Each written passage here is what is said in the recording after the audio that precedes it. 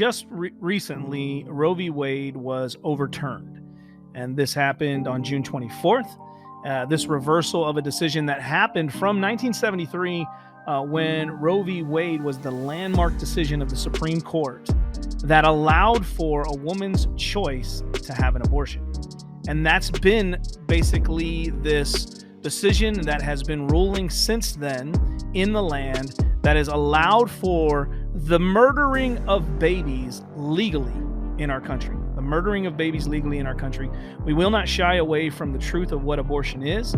We've stated it on many occasions in the past, as well on this program, and the positions that we hold. Abortion is murder. It is ending the life of a child. A child in a place that should be the safest place for that child, which is in the womb of a mother, a parent who should be loving that child as that child is developing over the course of 9 months in the way in which God has created the body the body's design to bring forth children. Again, yes, Roe v. Wade has been overturned, which means this then goes back to the states, and now at state level, then people fight to end it at that state, or at the level of the state. And some states have trigger laws in effect that when this was overturned, there's an end to an abortion in those states. But then you have those other states that are still allowing for abortions and encouraging people to come to their states to have those abortions to end the lives of the children in the mother's womb.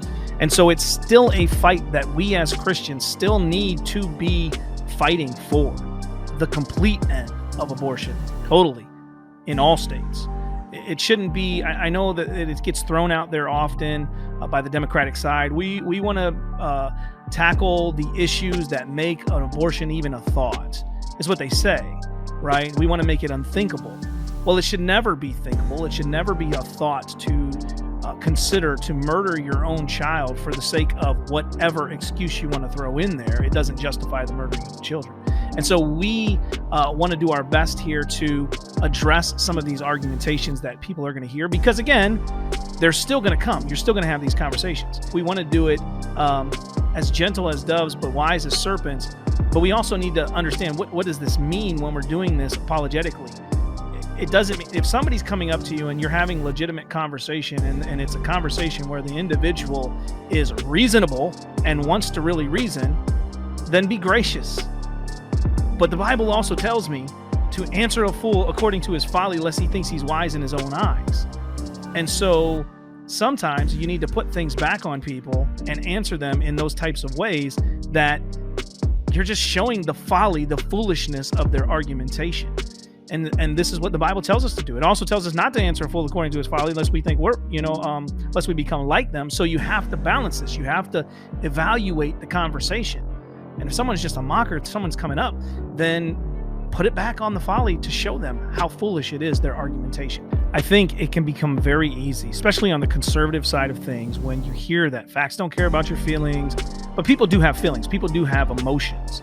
And we don't allow our feelings and emotions to dictate truth. We shouldn't, as Christians. That doesn't mean they dictate truth, but it's an emotional topic. And so we want to be, again, wise as serpents, but gentle as doves, so far as we are not compromising truth in the conversation.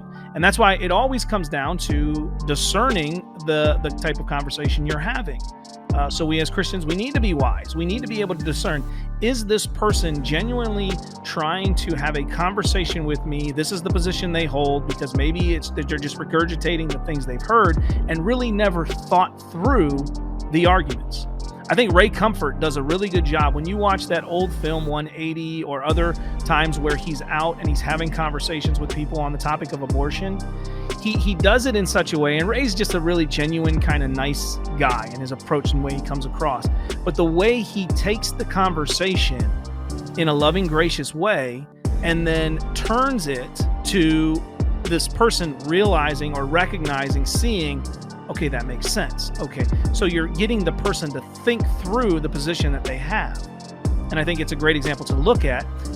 And we should be, as Christians, trying to do something similar in the sense where we want, if the conversation's going where the person really doesn't seem like they really thought these things through, we want to convey it in such a way to get them to think through these things.